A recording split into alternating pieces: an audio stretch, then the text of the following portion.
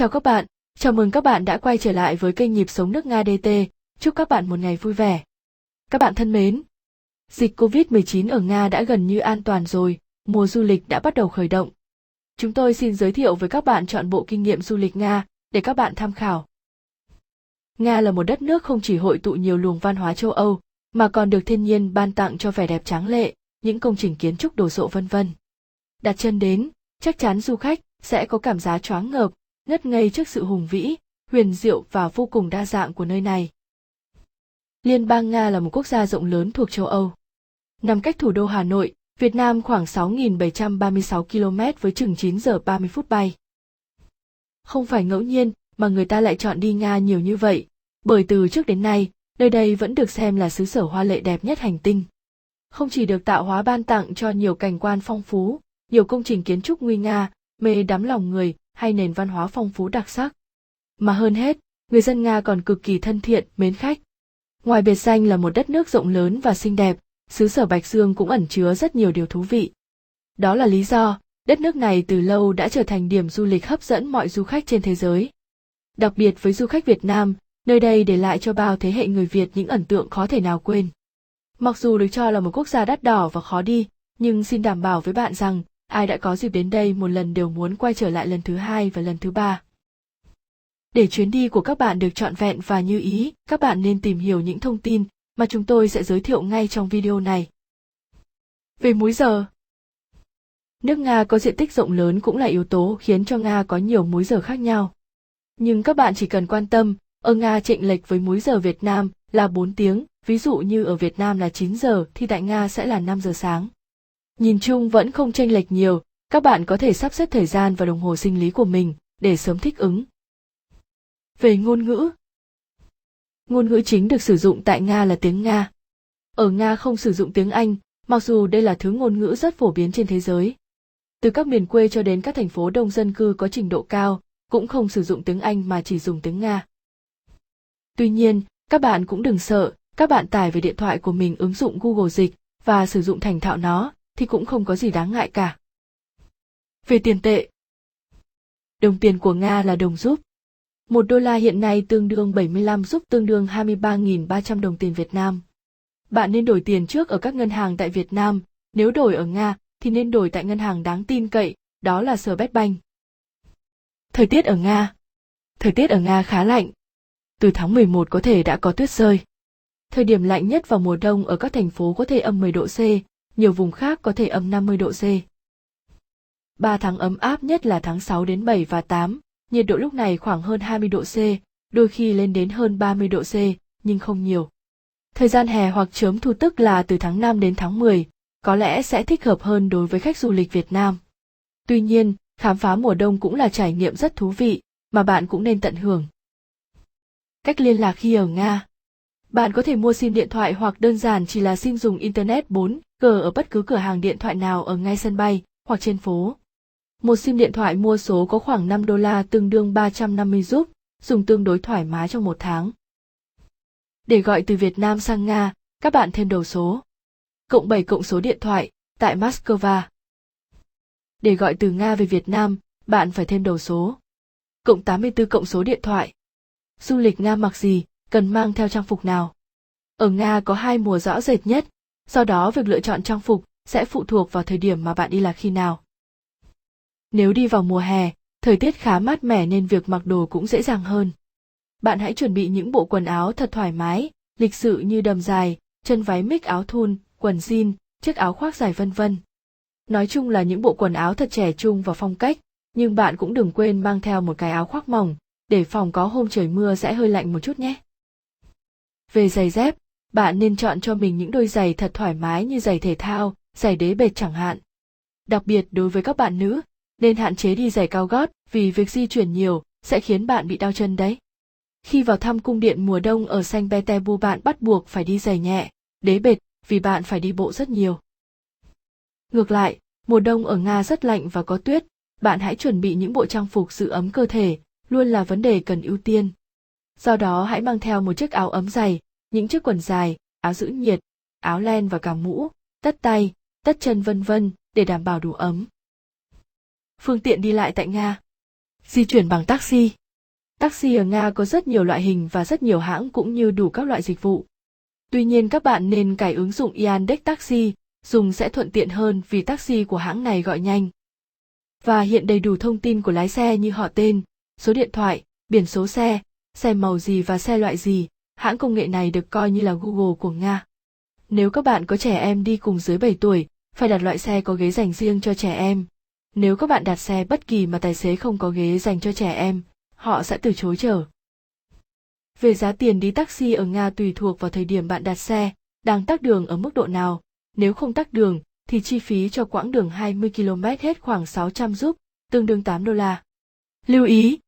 Bạn không nên đi xe taxi của những người mời chào ở ngay tại sân bay, vì bạn sẽ phải trả một cái giá ở trên trời. Di chuyển bằng xe buýt. Nếu đến du lịch ở các thành phố lớn, bạn có thể lựa chọn xe buýt để đi đến bất cứ nơi nào mà bạn muốn. Ở những thành phố nhỏ hay vùng ngoại ô, cũng có xe buýt, nhưng ít tuyến hơn và thời gian hoạt động ngắn hơn. Thông thường các tuyến xe buýt cách nhau khoảng 5 phút, lâu nhất là 30 phút, tùy thuộc vào tuyến và thời điểm trong ngày. Một số nơi còn phục vụ xuyên suốt 24 giờ. Giá vé cho một lượt hiện là 55 rúp, tương đương $0,7. Tuy nhiên, để đi được bằng xe buýt, bạn cần biết rõ tuyến đường đi, điểm cần đến, bạn có thể tra cứu trước trên bản đồ. Tại mỗi điểm dừng trên xe luôn có phát loa thông báo điểm dừng sắp tới là bến nào. Di chuyển bằng tàu điện. Một phương tiện tiếp theo mà bạn nên quan tâm, đó chính là tàu điện, có cả loại phương tiện chạy dưới lòng đất và trên mặt đất. Tàu điện chạy trên mặt đất thì cách đi cũng giống như đi xe buýt. Đi xe điện khá nhanh và tàu hoạt động thường xuyên. Nó giống như tàu điện ở Hà Nội trước kia, nên bạn nào muốn gợi lại ký ức thì nên đi thử loại này. Ở Moscow đi một chặng metro giá là 55 rúp, có thể đi vòng quanh thành phố, chỉ cần quẹt thẻ chiều vào còn bạn ra ga nào cũng được. Tuy nhiên, nếu đi du lịch dài ngày thì bạn nên mua vé 40 chặng hoặc 60 chặng sẽ tiết kiệm được khá nhiều. Ví dụ vé 60 chặng thì chỉ 1.700 rúp, tương đương 28,3 rúp cho một chặng, rẻ gần một nửa. Nếu bạn đi theo đoàn thì chỉ cần mua một vé nhiều chặng rồi quẹt cho tất cả mọi người. Bạn có thể tính toán số lượng để mua vé cho phù hợp và đỡ lãng phí. Hầu hết các điểm du lịch nổi tiếng đều nằm gần bến metro nên bạn có thể thoải mái khám phá thành phố bằng phương tiện này. Ngoài ra tại Moscow còn có hệ thống Aero Express, tức là tàu điện kết nối sân bay. Hiện tại Moscow có 3 sân bay là Sheremetyevo, Domodedovo và Vnukovo. Giá vé tàu điện Aero Express đi vào trung tâm từ 3 sân bay này đều là 500 rúp. Thực tế chi phí này khá đắt khi đi đông người, ví dụ đi taxi từ trung tâm tới Sheremetyevo có 1.200 rúp mà ngồi được tối đa 4 người lại đưa đón tận khách sạn. Tuy nhiên ưu điểm của Aero Express là không lo tắc đường, vì vậy nếu phải ra sân bay vào giờ cao điểm thì các bạn nên sử dụng Aero Express. Đi tàu hỏa ở Nga. Đi tàu ở Nga là một trải nghiệm rất thú vị, được ngắm nhìn những đồi cỏ xanh mượt, những rừng bạch dương và đặc biệt là những làng quê Nga xinh xắn ven đường. Nếu bạn muốn tiết kiệm thời gian thì có thể lựa chọn tàu nhanh Sapsan, là tàu nhanh siêu tốc ở Nga giá khoảng 4.000 rúp, tương đương $54, 4 tiếng cho quãng đường từ Saint Petersburg đến Moscow dài khoảng hơn 800 km. Bạn có thể đi tàu đêm để tiết kiệm tiền khách sạn, 2 giờ sáng lên tàu, 11 giờ tới Moscow, giá khoảng 2.000 rúp, rẻ bằng một nửa đi Sapsan. Bạn cứ vào website của Tổng cục Đường sắt Nga đặt là rẻ nhất, nếu gặp đoạn nào khó thì cứ dùng Google Dịch là được. Trang web này cho phép thanh toán bằng thẻ Visa rất dễ dàng. Sau khi đặt xong sẽ hiện ra nút tải Booking, bạn tải về và lưu vào điện thoại là được. Lúc lên tàu bạn chỉ cần đưa hộ chiếu cho nhân viên là ok, không cần phải chỉnh Booking hay đổi vé gì cả. Đi tàu được cái ưu điểm nữa là ga tàu luôn nằm ở trung tâm thành phố. Khó khăn khi đặt vé tàu Nga khi bạn đang ở Việt Nam. Do tính chất bảo mật của hệ thống thẻ ngân hàng, bạn không thể thanh toán được bằng thẻ từ Việt Nam. Bạn có thể nhờ người quen đang ở Nga book dùm. Vé máy bay du lịch Nga. Từ Hà Nội có 2 hãng khai thác đường bay Hà Nội, Moscow là Vietnam Airlines và Aeroflot, còn đầu Sài Gòn thì thiệt thòi hơn khi chỉ có Aeroflot mà thôi. Cả 2 hãng hiện nay đều hạ cánh tại sân bay Sheremetyevo, khoảng 30 km về phía bắc Moscow. Cơ bản thì vé khứ hồi từ Việt Nam đi Moscow khoảng từ 17-20 triệu, nếu đặt sớm hơn thì loanh quanh 16-17 triệu. Khi đặt vé của Vietnam Airlines, bạn phải lưu ý hạng vé nhé. Giá rẻ thường có 2 hạng là siêu tiết kiệm và tiết kiệm đặc biệt, phải đặt cái hạng tiết kiệm đặc biệt thì mới được hoàn vé. Bạn cũng lưu ý hãng Aeroflot chỉ cho đổi ngày bay chứ không có cho hoàn vé, nên nếu bạn đặt hãng này cũng phải rất cẩn thận.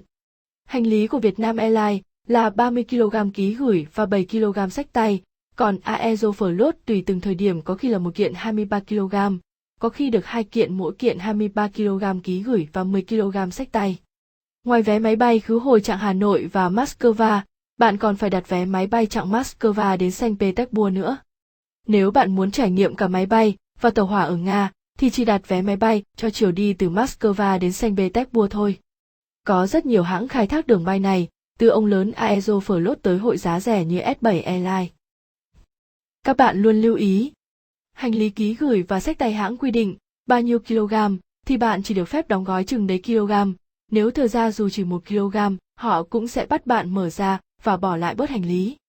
Nhiều người phải bỏ đi cả đống đồ ở sân bay là vì thế. Khách sạn, kinh nghiệm du lịch Nga. Khách sạn ở Nga không hề rẻ giống như nhiều nước châu Âu. Vì vậy, để tiết kiệm chi phí bạn nên ở nhà đôm hoặc chung cư. Cũng phải lưu ý vị trí của khách sạn, không lại ham rẻ đặt phải cái ở xa lắc xa lơ, thì đi lại cũng mệt. Tại Moscow đặt phòng ở quanh khu Arbat, khu phố cổ giá cả cũng hợp lý và tiện đi lại, vì đây là phố đi bộ giống như phố cổ nhà mình, nên tập trung nhiều khách sạn từ bình dân tới sang trọng, lại gần rất nhiều ga tàu điện nên đi đâu cũng tiện. Khách sạn Winterfin on Smolenskaya đi bộ 500m là tới phố cổ Arbat, cạnh khách sạn có tới 2 trạm tàu điện, giờ đây khoảng 2.000 giúp cho phòng đôi trong một đêm, có chỗ nấu nướng, máy giặt đàng hoàng. Khách sạn thực chất là một phòng chung cư cải tạo lại, hơi nhỏ nhưng đầy đủ tiện nghi cho dân du lịch. Bụi Winterfin là một chuỗi nhiều khách sạn dạng như thế. Điểm trừ của Winterfin on Smolenskaya là chủ nhà không được thân thiện cho lắm dù họ nói tiếng Anh thành thạo và cũng hơi khó tìm. Khách sạn ở Saint Petersburg thì ổn hơn rất nhiều dù cũng khó tìm. Tại Saint Petersburg bạn nên chọn phòng ở quận Tờ Senchany. Khách sạn cũng thuận tiện là Starson Hotel, vì nó ngay gần ga Moskovsky, cũng là một nhà chung cư cải tạo nhưng rộng rãi hơn ở Moscow rất nhiều và chủ nhà cũng thân thiện, giá thì tương tự như tại Moscow.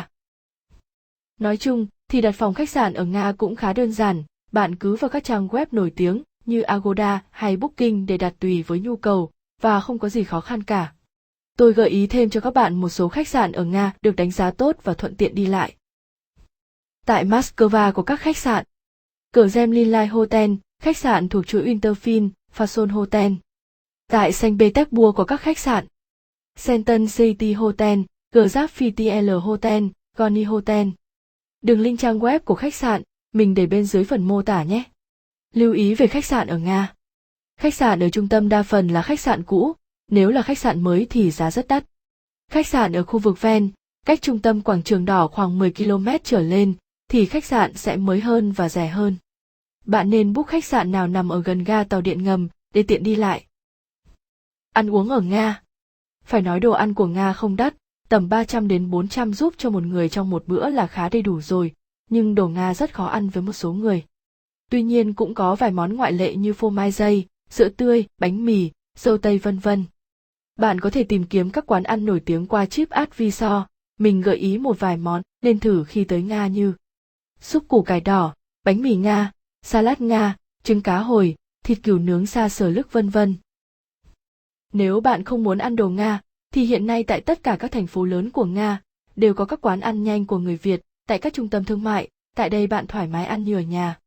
Giá cả khoảng 400 rúp, tương đương $5 cho một bát phở hoặc bún, cơm rang hải sản, mì xào vân vân. Xin visa du lịch Nga.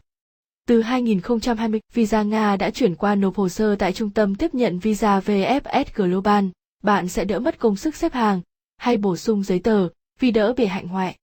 Tuy nhiên visa du lịch Nga đòi hỏi bạn phải có thư mời, thường là phải mua thư mời từ phía Nga, là công ty du lịch và đặt phòng khách sạn lưu trú.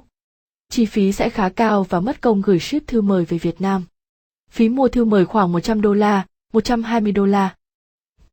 Thực tế, nếu bạn không biết các thủ tục và mua thư mời ở đâu thì nên làm qua dịch vụ visa, phí từ 5 đến 5,5 triệu đồng cho một hồ sơ. Để xin được thư mời du lịch tự túc, bạn cần phải đặt trước khách sạn, vì vậy bạn nên đặt qua Agoda hoặc Booking khách sạn nào có thể thanh toán trả sau và thời hạn thanh toán sau ngày nhận kết quả visa nhé. Có visa, rồi bạn hủy Booking đó cũng được.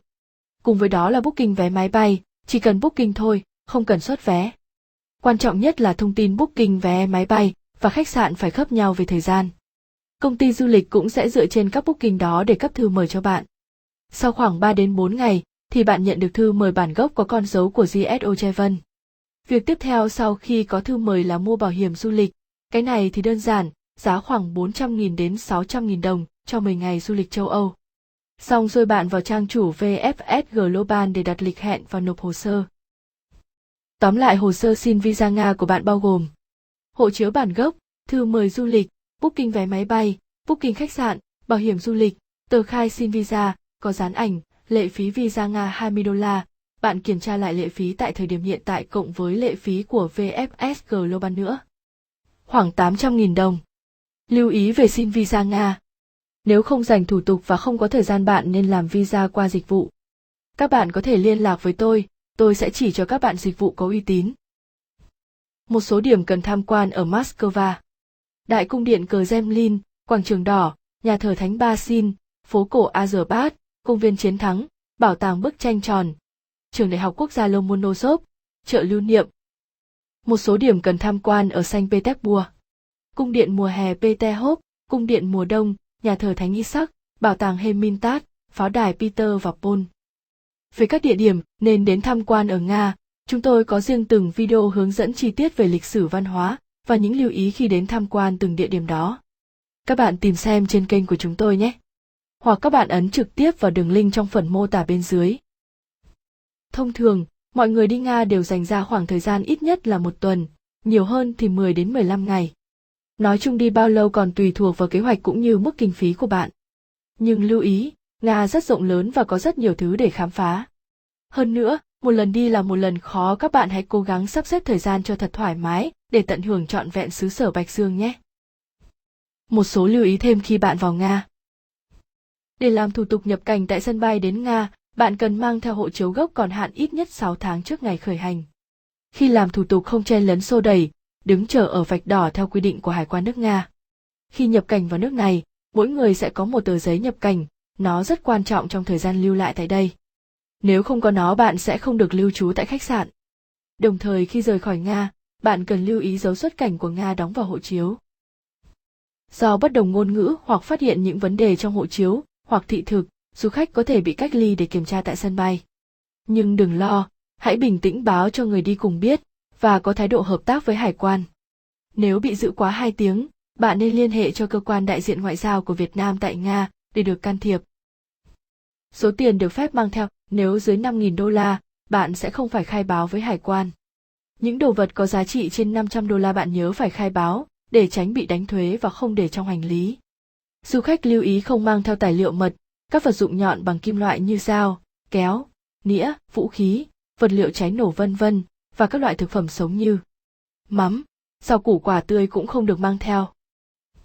Hầu hết các khách sạn ở đây đều không chịu trách nhiệm về đồ đạc, tiền bạc trong phòng khách sạn. Bạn nên gửi ở lễ tân hoặc mang theo bên mình. Tốt nhất hộ chiếu, các giấy tờ quan trọng, tài sản giá trị nên giữ cẩn thận, không để trong phòng khách sạn để phòng mất cắp. Ngoài ra, tại Nga cũng như các nước châu Âu, tình trạng lừa khách hàng và móc túi cũng rất phổ biến, các bạn khi đến du lịch Nga tự túc phải đặc biệt chú ý. Chi phí tham khảo du lịch Nga. Dưới đây là chi phí tạm tính cho chuyến đi 11 ngày, nhưng hoàn toàn chỉ mang tính tham khảo, vì còn phụ thuộc nhiều yếu tố. Visa dịch vụ 250 đô la tương đương 5.800.000 đồng. Vé máy bay 2 chiều Hà Nội, Moscow của Vietnam Airlines 11 triệu đồng. Vé tàu toa 4 giường chiều Moscow, Saint Petersburg đêm 975.000 đồng. Vé tàu toa 2 giường chiều Saint Petersburg, Moscow đêm 1.700.000 đồng. Khách sạn ở Saint Petersburg 4 đêm 2.200.000 đồng. Khách sạn ở Moscow 4 đêm 2.500.000 đồng. Tiền tiêu tại Nga 10 đến 11 triệu, cứ tính trung bình 1 triệu cho một ngày dù thật sự không tiêu đến mức đấy, bởi di chuyển trong nội thành Nga rất rẻ. Tổng chi phí 34 đến 35 triệu. Các bạn thân mến, chúng tôi xin dừng video ở đây, có vấn đề gì cần tham khảo, các bạn có thể liên lạc với tôi theo thông tin trong phần mô tả bên dưới nhé. Cảm ơn các bạn đã theo dõi video. Xin các bạn hãy ấn like, ấn chuông, ấn đăng ký để ủng hộ chúng tôi và xem được những video mới nhất. Xin trân trọng cảm ơn.